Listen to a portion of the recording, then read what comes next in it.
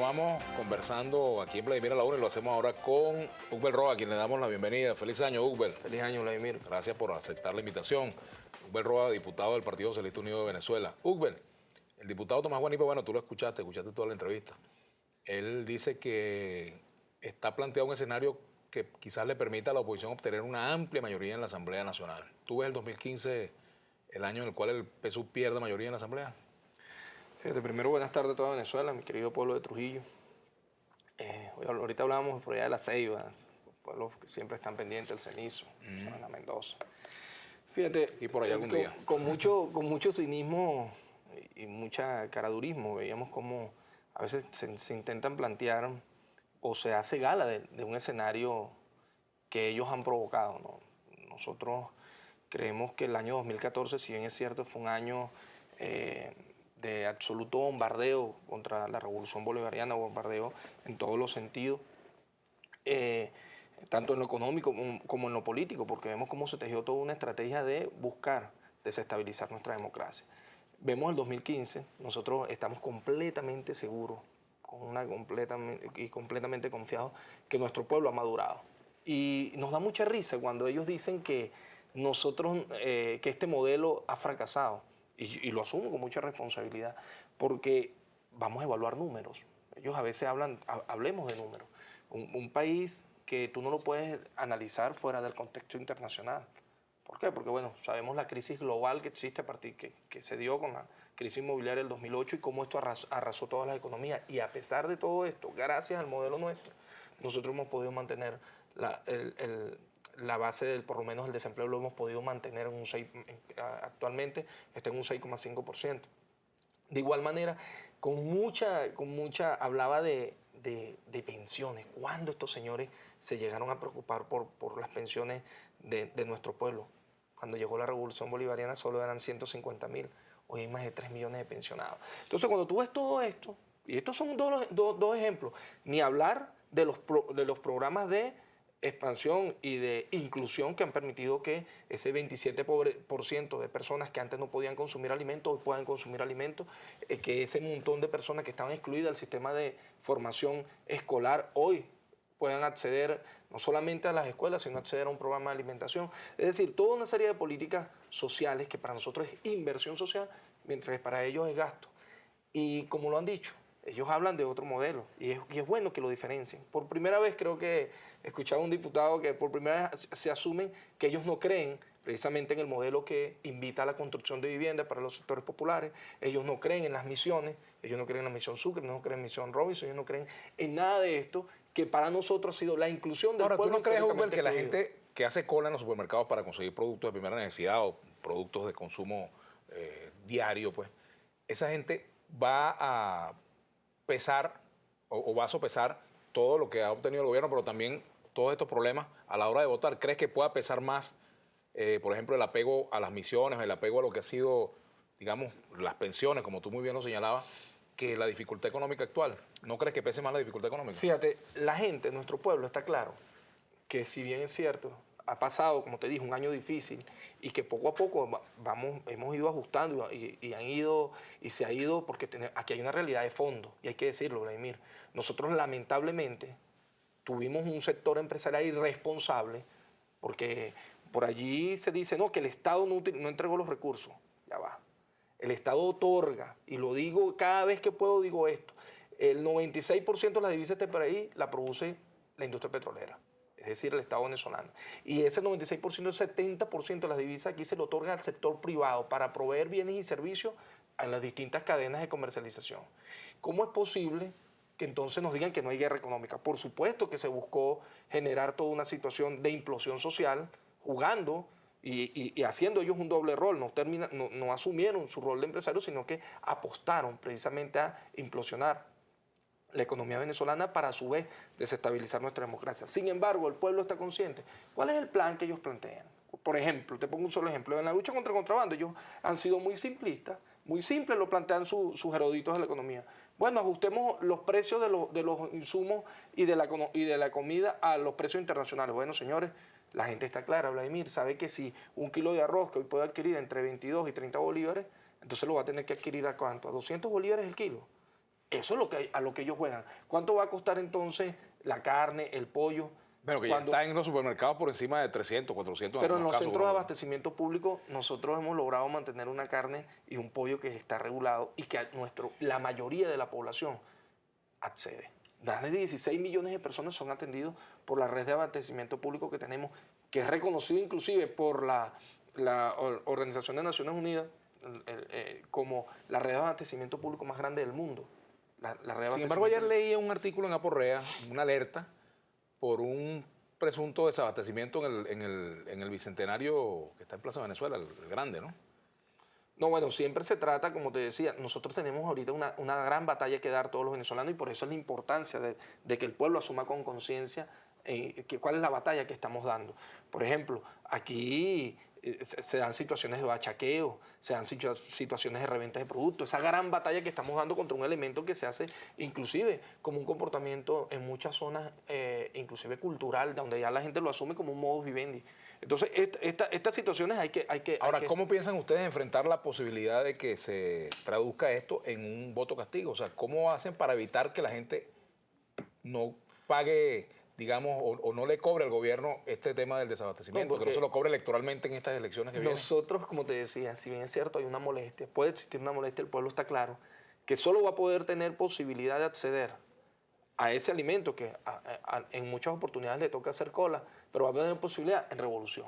¿Por qué? Porque simple y llanamente nosotros sabemos que ninguna política neoliberal va a venir a resolver un problema que de fondo lo vamos a resolver trabajando. Por eso el presidente decía, hay que retomar con mayor fuerza el tema del elemento productivo, pollo, leche aquí realmente.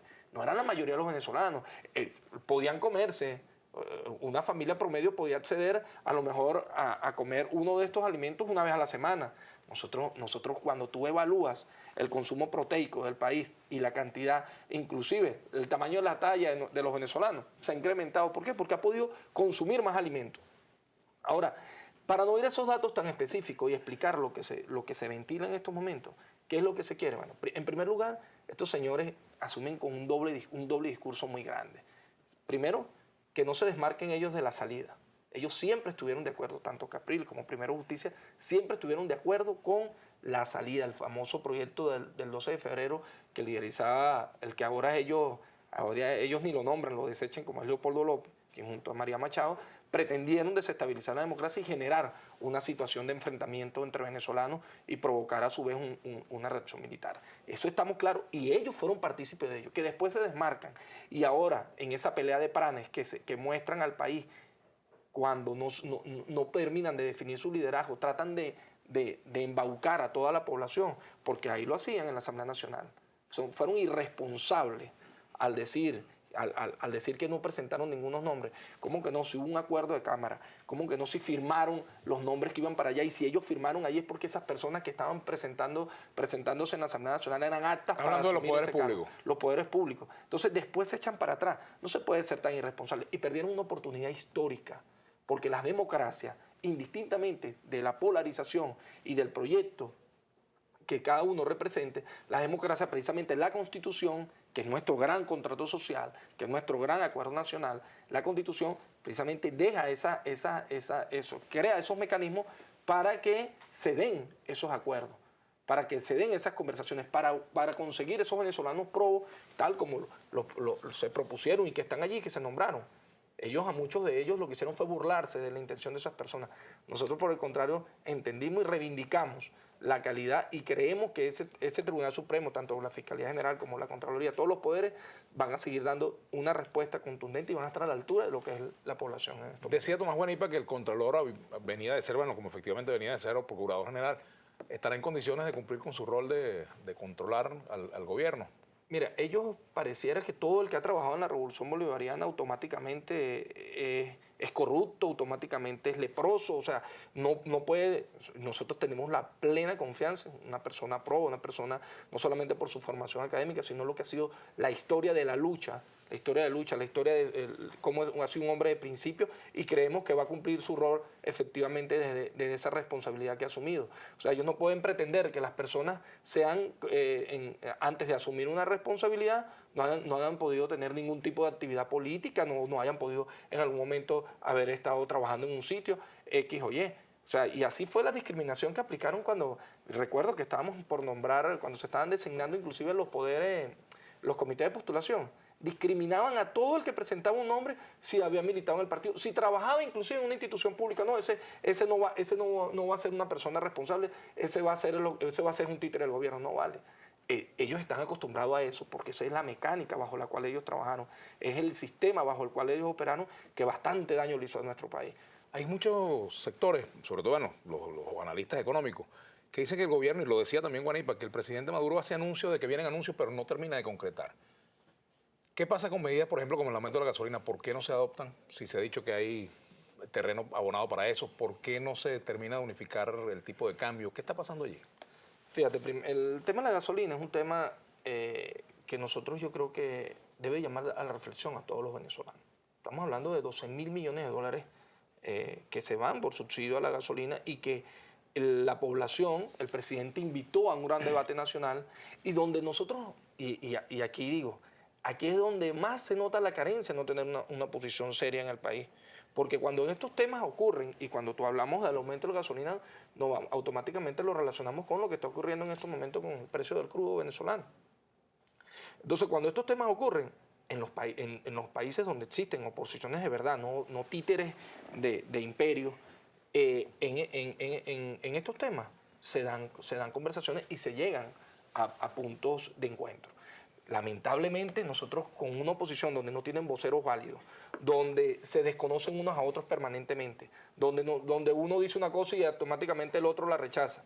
Estoy hablando de ellos, donde tú no tienes un interlocutor válido de ellos, que ellos realmente reconozcan. Se ponen de acuerdo por una cosa y automáticamente uno de ellos llega. Pero al fin y al cabo, quien debe tomar la decisión es el gobierno. Claro, el Ejecutivo Nacional ha invitado a un debate nacional, ahí que es donde iba. Ese debate va a llevar a que el pueblo venezolano, estamos conscientes de que el pueblo ya poco a poco se ha dado cuenta, y el pueblo se ha dado cuenta, que es un aumento necesario. Ahora, ese aumento de la gasolina le traería un costo político al gobierno, político electoral. Nosotros creemos que cualquier medida siempre trae un costo. Ahora bien, la mayoría del país está consciente de que nosotros no puede ser que un vaso de agua mineral cueste más que un litro de gasolina. Y nosotros nos hacemos una pregunta, bueno, esos 12.000 millones de dólares, ¿cuántas viviendas podemos construir? ¿Cuántas vías de transporte público?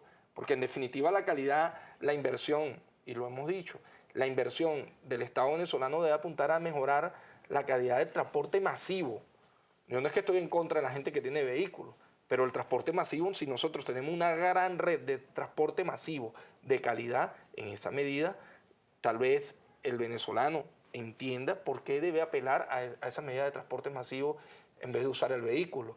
Y así evitamos las colas, y si hay un aumento, se evita inclusive ese gasto con una red de transporte masivo de calidad. Esos 12.000 millones de dólares que te sirven para construir viviendas, que te sirven para mejorar los programas de inversión social, que te sirven para mejorar universidades, etcétera, debe hacerse una evaluación exhaustiva y creemos que el presidente va a tomar medidas allí y que cuenta con el respaldo total de la mayoría del pueblo venezolano. Vamos a hacer una pausa. Al retorno vamos con la participación de la audiencia, las preguntas y comentarios para el diputado Hugo Roa, del Partido Socialista Unido de Venezuela por el Estado Trujillo. Ya venimos.